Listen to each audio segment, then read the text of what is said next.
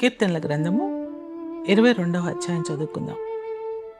నా దేవా, నా దేవా, నీవు నన్నేలా విడనాడితివి?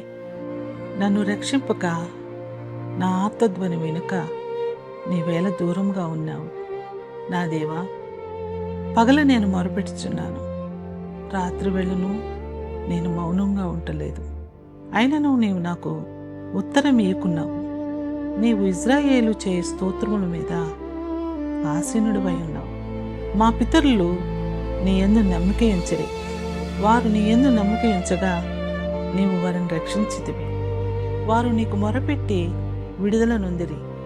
నీ యందు నమ్మిక ఉంచి సిగ్గుపడకపోయిరి. నేను నరుడను కాను, నేను పురుగును, నరుల చేత నిందింపబడిన వాడను, ప్రజల చేత తృణీకరింపబడిన వాడను. నన్ను చూచు వారందరూ పెదవులు విరిచి తల ఆడించుచు నన్ను అపహసించుచున్నారు. యెహోవా మీద నీ భారము మోపము, ఆయన వారిని విడిపించినేమో. వారు ఆయనకు ఇష్టడు కదా, ఆయన వారిని తప్పించినేమో అందరూ. గర్భము నుండి నన్ను తీసిన వాడవు నీవే కదా. నేను నా తల్లి యొద్ద స్తన్యపానము చేయుచుండగా నీవే కదా నాకు నమ్మిక పుట్టించితివి. గర్భవాసనైనది మొదలుకొని నాకు ఆధారము నీవే. నా తల్లి నన్ను కన్నది మొదలుకొని నా దేవుడవు నీవే. శ్రమ వచ్చి ఉన్నది, సహాయము చేయవాడు ఎవడునూ లేడు. నాకు దూరముగా ఉండకు. వృషభములు అనేకములు నన్ను చుట్టుకొని ఉన్నవి. బాషాను దేశపు బలమైన వృషభములు నన్ను ఆవరించి ఉన్నవి. చీల్చును గద్దించుచును సింహము వలె వారు నోళ్లు తెరుచుచున్నారు. నేను నీళ్ల వలె పారబోయబడి ఉన్నాను. నా ఎముకలన్నయో స్థానము తప్పి ఉన్నవి. నా హృదయము నా అంతరంగమందు మైనము వలె కరిగి ఉన్నది. నా బలము ఎండిపోయి చిల్ల పెంకు వలె ఆయను. నా నాలుక నా దవడను అంటుకొని ఉన్నది. నీవు నన్ను ప్రేతల భూమిలో పడవేసి ఉన్నావు. కుక్కలు నన్ను చుట్టుకొని ఉన్నవి. దుర్మార్గులు గుప్పులు కూడి నన్ను ఆవరించి ఉన్నారు. వారు నా చేతులను నా పాదములను పొడిచి ఉన్నారు. నా ఎముకలన్నీ నేను లెక్కింపగలను. వారు నిదానించుచు నన్ను తేలిచుచుచున్నారు. నా వస్త్రములు వారు పంచుకొనుచున్నారు. నా అంగీ కొరకు చీట్లు వేయుచున్నారు. యెహోవా, దూరముగా నుండకము. నా బలమా, త్వరపడి నాకు సహాయము చేయి. ఖడ్గము నుండి నా ప్రాణమును, కుక్కల బలం నుండి నా ప్రాణమును తప్పింపము. సింహపు నోట నుండి నన్ను రక్షింపము. గురుపోతుల కొమ్ములలో నుండి నన్ను రక్షించి నాకు ఉత్తరమిచ్చి ఉన్నావు. నీ నామమును నా సహోదరులకు ప్రచురపరచెదను.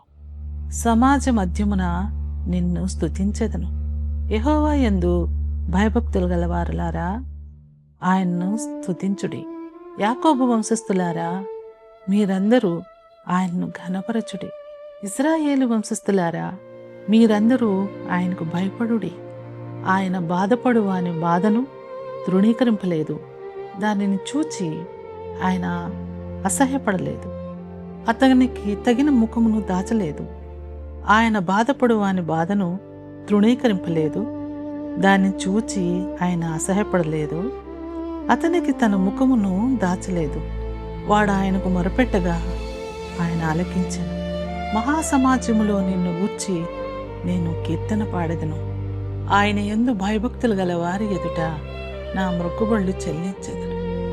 దీనులు భోజనము చేసి తృప్తి పొందెదరు.